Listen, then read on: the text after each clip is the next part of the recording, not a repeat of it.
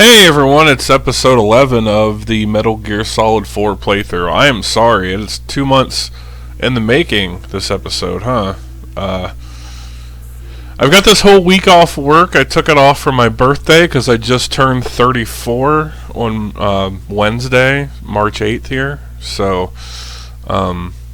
there's a fact about me. There's my birthday, I guess. And I finally got a Turtle Beach headset that I got to start working. I figured out what the issue was, and so I should have this one, plus the other one that I just got working on my PlayStation controller. So I have a backup, which was the other one that I got initially for our Discord D&D campaign I have with some friends of mine, but I have two recording audio options, and then I just had to balance the levels out, and now I can just record here. As we're starting Act 2, the second kind of wilderness mission. Man, if I got a lot to say, though, to fill the dead air, so nothing to worry about that time. But they're going over the Patriots again here and trying to tie that in because I might have said before, that's kind of a can of worms they opened with Metal Gear Solid 2 that wasn't ever addressed, and 3 tried to bridge the gap. Again, I've referenced this video so many times, but Steak Bentley's Metal Gear Solid 4 was a mistake video. Pretty much not answers every question, but addresses all the concerns about including the Patriots, and thus the whole big boss side of things in it. Man, I'm elated though. I'm so happy. I'll be a little behind to the scenes talking baseball here. I was actually getting really pissed that this controller or this headset wasn't being recognized correctly. So I pressed the microphone into the headset as hard as I could, and that made it work. Apparently I needed to click it in harder. Put it in harder. You know, how many times have you heard that? It's a sex joke. No, but man, it's working. That's great. I got the level set. I turned the recording boost down, and I set the volume at about 50%, and then we can turn it up from there and turn down the game volume, and we'll be good to go, I think.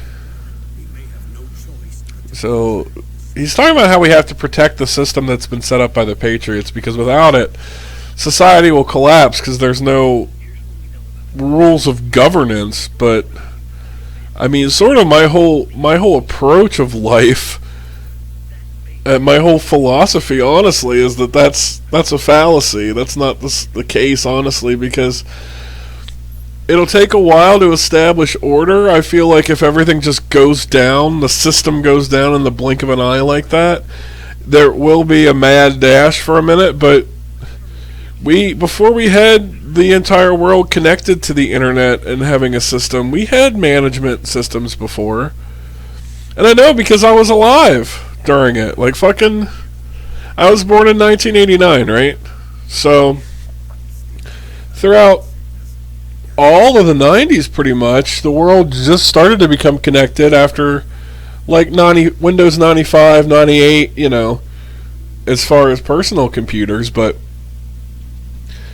like, I heard this fascinating crime story on a podcast I follow that sometimes talks about true crime and the paranormal. This dude that would kill young men in the back of his car, and then he would just like move a few states away, and they would never catch him because back then they didn't have the ability to communicate over state lines. Like, of course we have that now. Computers, phones, you know, what have you. Everything is connected, but before, things weren't connected, but like the world wasn't falling apart. The 60s, 70s, 80s, and most of the 90s. Like, so regulation came in smaller, more independent forms instead of one united global regulatory committee such as the UN. That's a bad example because that existed for a while, but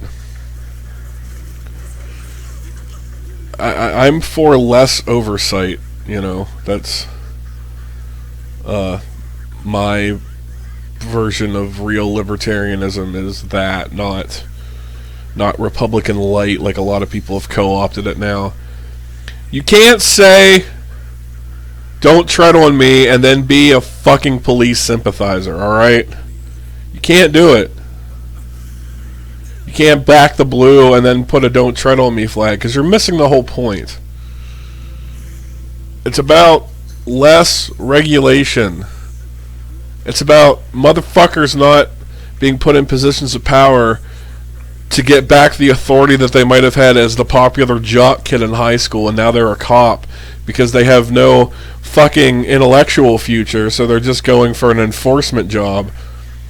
I'm sure there are some good cops out there, but I've never really met one that I felt wasn't completely was completely trustworthy. How many times have you been followed while driving your car by police near? Well, it's the 11th of this recording, so it's not really now. But wait till the end of the month. You'll be followed by cops looking to pull you over for a minor traffic violation to get those ticket quotas up.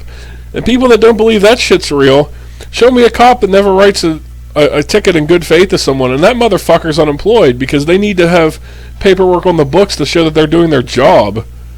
I would love the cop that's just able to go out and sit there and not enforce petty bullshit all day. That would be my best friend, the cop. But, getting into all this political tangential bullshit while POWs are about to be executed in front of Snake. This is a really fun portion of the game, though. This kind of starting at night sneaking mission. Oh, here's Otacon. Yep, that was Vamp, alright. Yep, he killed your sister. We know. Or maybe you don't know. Go back and watch Metal Gear Solid 2 on the channel. No, but I took, like I said, I took a while off. It wasn't like a planned channel absence or anything. The most recent stuff was, it wasn't a great stream, but I was also a little, from an altered perspective, to quote an old podcast that I still follow the guys from. A very altered perspective I was playing from, so we're going to use that as the excuse as to why missions didn't go according to plan. Yeah, that's it. No, it was a fun stream, though. It was funny. That's all that matters. But no, I it's just one of those things, so my normal days off are Fridays and Saturdays, right? And it's like every week you get off and you're like, alright, Thursday night, 11 p.m., I'm off work. I'll usually stay up a little bit, get up around 9 or 10 in the morning on Friday. If I stay awake, that's a whole other story. But, that's like, what do you want to do, Like, I have some friends I still need to visit that I haven't, even this whole week off, I haven't got the chance to. I'm kicking it with Lennon a couple times this week, which is that's been a good time. Him and a few other friends helped get me back into playing Yu-Gi-Oh, so I have a nice little competitive deck. Honestly, the 3 structure deck packs for the Crystal Beasts at Walmart were like $11-12 each. I got a little deck box from a nicer one, like a kind of a bigger, kind of more gaudy but impressive one from Amazon, and some good card sleeves, reflective ones, because Crystal Beasts, and a custom mat I had made of one of my fusion monsters. All that together, that was about $100 or so, give or take. Oh, I had to buy other cards for it too, and those orders together, those orders together were like $40. So like $125, I'd say, overall, adding it all together. Because all that stuff before I bought the cards, that's probably closer to like $85. because the mat was like a good 20 something dollars to make, because it had customs, it had Yu-Gi-Oh zones and stuff on it, so it's even nicer. But it's a really good investment, I mean, anyway. But yeah, I picked that hobby back up again. And like I was gonna say, you know how it is. It's just like when you have your days off, it's like you could spend time with people, and that's always fun. And it's been fun, but like at the same time, it's also like you need to rest, you know. But so I'm recording now. I just, been hanging out today, get groceries. Got caught up on some wrestling this week that I missed because I've been out and about doing things. Cat's here with me.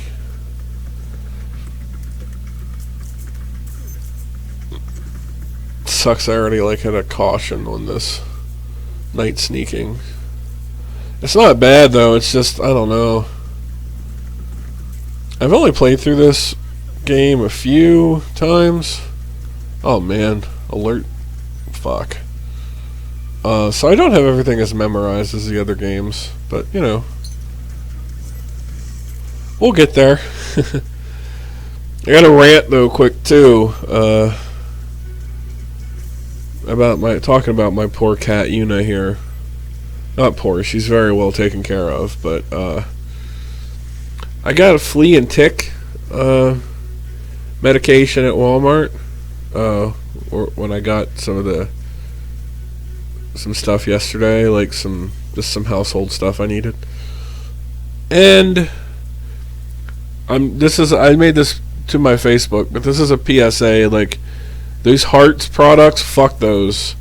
I put this, it's supposed to be 30-day protection on her, like the way the doctors gave me medicine, or the vet gave me medicine a year and a half ago when I took her for her checkup. And it's like, oh, she has a very manageable case of fleas because she gets outside sometimes, and I guess that's when they got on her. And it's like, oh man, how do I get rid of that? I want that gone. And he's like, well, here's medicine. And it worked. But unfortunately, she's ran outside a few times since then, and it's not like it's hard for those animals to get on you, so they're back, right? And that's fine. Like, we'll just take care of it, and she's not like scratching relentlessly or losing her fur or anything. So, I mean, I hate that there's a problem and I want to fix it, right? So I saw this Hearts medicine for, what was it, like $5 for 3 tubes, 90-day supply, and I'm like, okay, well, that might help us out of the jam right now. So I hold it in my hand because I'm warming it up, because before with medicine, she didn't like to have it put on. Like, I think it was like cold when it goes, because you have to part their hair and put it on the back at the base of their neck so they can't clean it off, because there is toxins in it, but it's toxic to fleas, not to cats. Well, here's the thing. This heart shit, the chemicals in that are so strong. Not only like did it smell in my apartment the whole day, and I have in I think it's a Glade plug-in for apple cinnamon. One of those that you just plug in and it just releases it. You replace the container every like 45 days, So like I already have a fragrance thing in here that's chasing any smells away, and just to keep the place smelling kind of nice. And these fuckers made something so strong it dominated the smell. And she, like 10 minutes after it was put on, she's running around the house and frantically trying to scratch where it's at on the back of her neck. And I was reading, like, some cats can get agitated and active from it, and I'm like, okay. Then I started reading more Amazon reviews. This is the Ultra Guard version. And so many of the 1-star reviews are saying the exact same thing and talking about chemical burns on your fucking pet. So I followed a Pet MD article I read. I think it was Pet MD. Where they're like, get some dish soap on a rag, wash it out, wring it out so it's diluted, and Like, don't wring out that exact area all the time, but you know what I mean. Like, just make sure there's still some on it, but that it's not like gonna gunk up their fur. And I wiped it off, and then she, like, when she calmed down after running around for literally 5 minutes, like, this is how much it agitated her. And I'm freaking out because I read about, like, cases of pets being poisoned that can lead to death. So, number one, fuck that brand. And a bunch of my friends are saying the same thing. Like, you can't trust it, and they should be out of business and everything. So, why Walmart is selling something that has a pesticide, and that's what the chemical, I looked all this shit up. The chemical in it is a pesticide that's used to kill the fleas, but, like, it also has to be absorbed into the cat's body for it to get to that, right? So why are we putting this shit on our pets?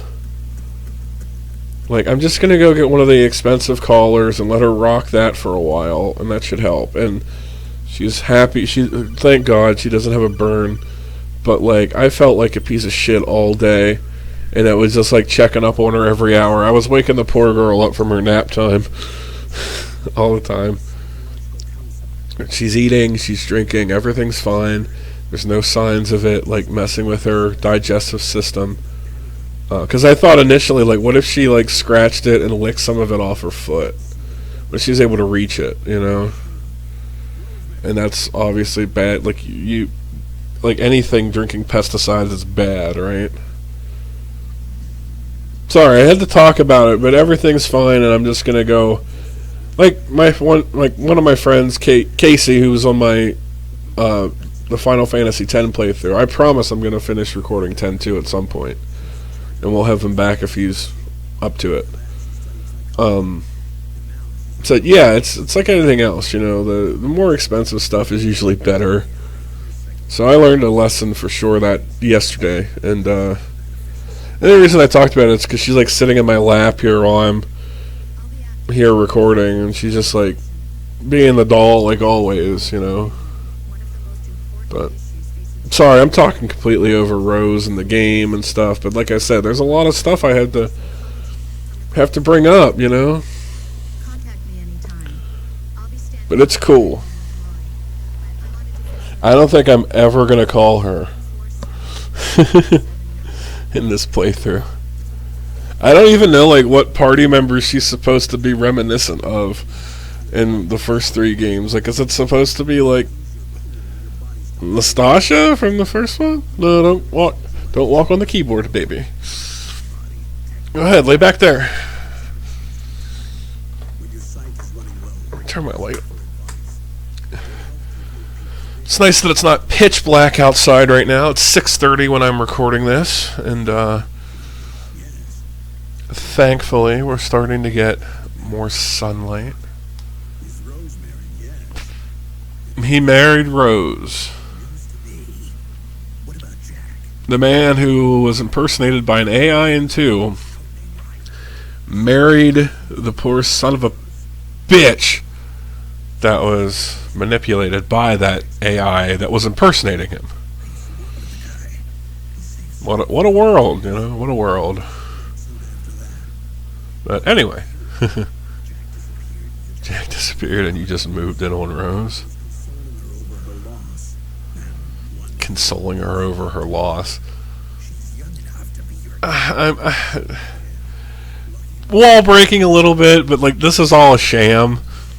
But again, Steak Bentley did a great job explaining why this is a fucked up situation, even as it's supposed to be like a happy ending at the end, you know.